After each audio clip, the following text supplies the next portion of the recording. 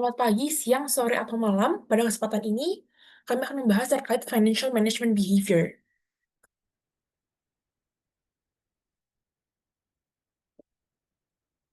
Financial Management Behavior atau FMB adalah kegiatan yang berkaitan dengan kemampuan seseorang dalam merencanakan, mengelola, dan mengevaluasi keuangannya secara efektif.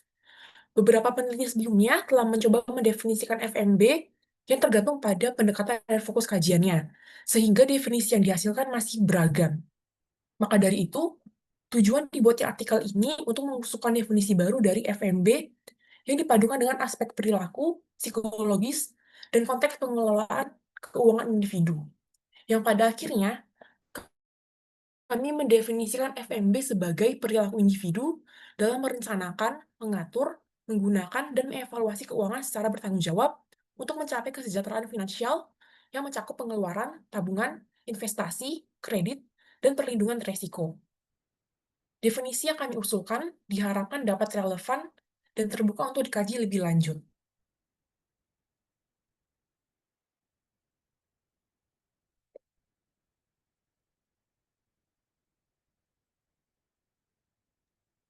Nah, kemudian kita lanjut ke bab selanjutnya nih, pendahuluan.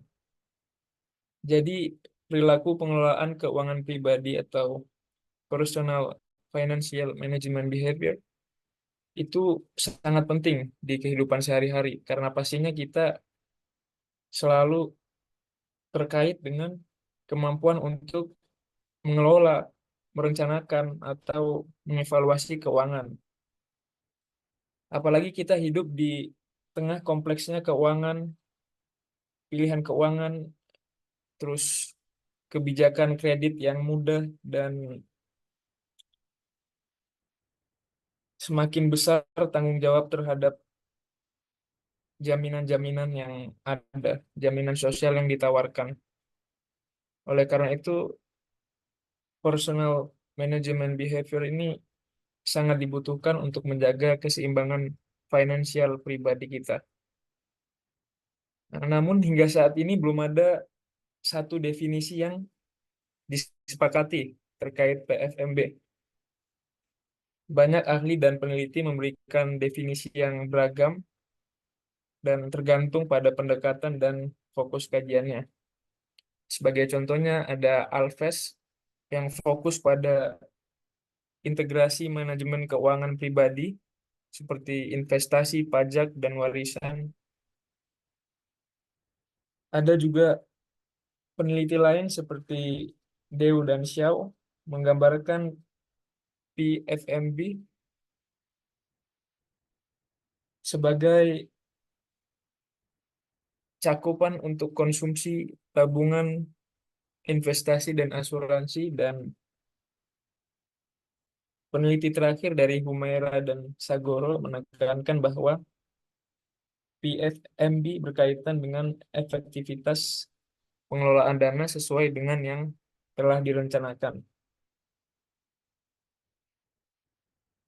termasuk aktivitas seperti perencanaan harian, penganggaran, hingga penyimpanan dana. Nah, dari definisi yang berbeda tadi, itu menunjukkan bahwa belum ada pendekatan yang jelas mengenai apa sebenarnya yang dimaksud dengan PFMB. Oleh karena itu, artikel ini bertujuan untuk mengkaji berbagai definisi yang telah ada dan menyusun pengertian dari PFMB kembali yang lebih menyeluruh dan operasional. Jadi diharapkan dengan adanya definisi ini, konsepnya bisa digunakan secara lebih konsisten dalam penelitian dan dapat diterapkan di bidang literasi keuangan serta pengelolaan keuangan pribadi.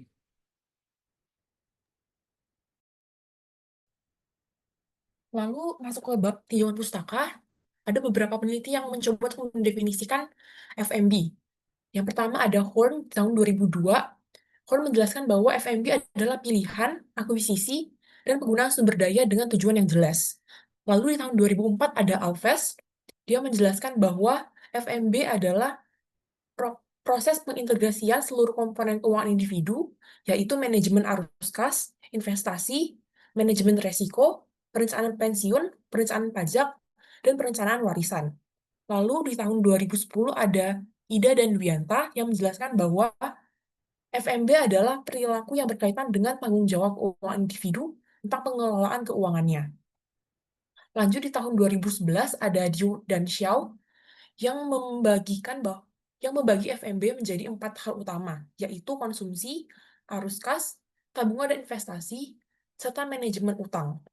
Di tahun 2012 ada Sudansia dan 2014 ada Eslami yang menyatakan bahwa FMB merupakan hal yang penting karena adanya kompleksitas dalam pilihan keuangan. Lalu juga ada kebijakan kredit serta adanya tanggung jawab perencanaan masing-masing. Di tahun 2018 ada Humaria dan Saguro yang menjelaskan bahwa FMB adalah aktivitas pengelolaan dana yang dengan efektif, yaitu dana harus diarahkan sesuai dengan rencana yang telah ditetapkan, sehingga berkaitan dengan cara individu untuk mengatur keuangannya, yaitu melalui perencanaan harian, penganggaran, pengecekan, pengelolaan, pengendalian, pencairan, dan penyimpanan dana keuangan. Lanjut, di tahun 2021 ada Goyal dan kawan-kawan yang menyatakan bahwa FMB adalah kumpulan dari indikator perilaku multidimensi yang digunakan untuk merencanakan, implementasi, dan evaluasi masalah keuangan, seperti pendapatan rumah tangga dan uang tunai. Lalu juga ada kredit, tabungan dan investasi, asuransi pensiun, dan perencanaan warisan. Yang terakhir ada Investopedia yang mendefinisikan FMB sebagai rencana pengeluaran individu, mengumpul tabungan, dan menginvestasikan uang dari waktu ke waktu dengan pertimbangan resiko keuangan dan potensi peristiwa kehidupan.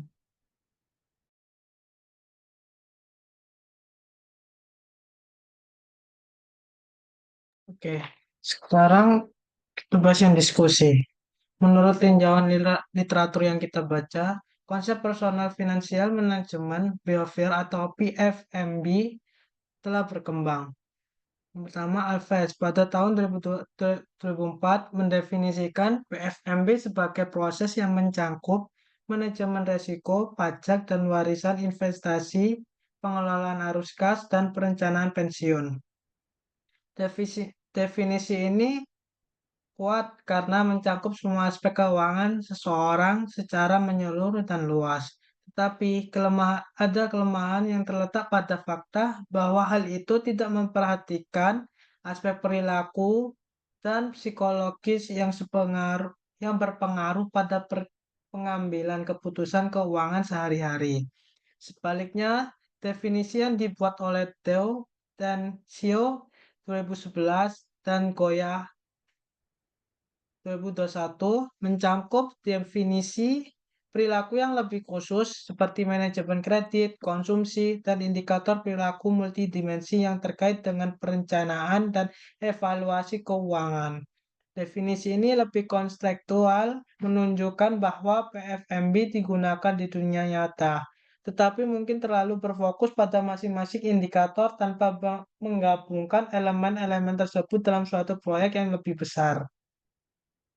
Masyarakat harus mengelola keuangan secara mandiri setelah memasuki dunia kerja. Dan contoh menarik yang dapat kita gunakan untuk menunjukkan konsep PFMB dalam praktek. Dalam situasi seperti orang harus mengambil keputusan keuangan seperti membayar cicilan, menyisihkan tabungan, berinvestasi melalui platform digital, dan mengatur pengeluaran harian. Mereka harus mengelola aliran dana mereka dengan disiplin sesuai rencana anggaran, menyisihkan dana darurat, dan mengambil keputusan investasi dengan mempertimbangkan banyak hal. Ini adalah contoh perilaku PFMB yang efektif. Definisi baru yang kita temukan, perilaku pengelolaan keuangan pribadi atau PFMB adalah perilaku individual dalam merencanakan,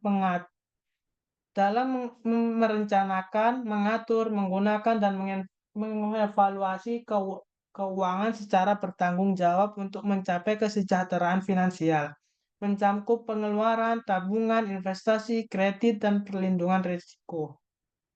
Oleh karena itu, pemahaman PFMB tidak hanya berkaitan dengan teknik pengelolaan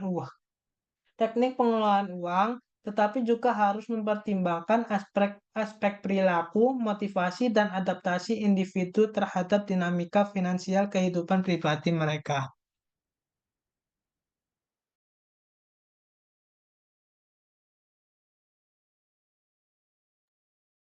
Kemudian kita masuk ke bagian terakhir, bagian penutup. Jadi definisi perilaku pengelolaan keuangan pribadi atau PFMB adalah perilaku individu dalam merencanakan, mengatur, menggunakan, dan mengevaluasi keuangan secara bertanggung jawab untuk mencapai kesejahteraan finansial. Jadi cakupan perilaku ini meliputi pengeluaran tabungan, investasi, pengelolaan kredit, serta perlindungan terhadap resiko masalah pengelolaan keuangan. Definisi baru yang telah kami buat ini diharapkan dapat menjadi acuan konseptual yang lebih komprehensif dalam memahami dinamika pengelolaan keuangan pribadi, baik dalam konteks individu maupun rumah tangga. Selain itu, definisi ini juga bisa digunakan untuk membantu program edukasi atau solusi praktis terkait keuangan pribadi. Definisi ini juga sangat terbuka untuk diuji dan dikembangkan lebih lanjut melalui berbagai pendekatan seperti penelitian atau psikologis, sosiologis, maupun perilaku ekonomi itu sendiri. Mungkin itu saja presentasi dari kami. Terima kasih. Thank you.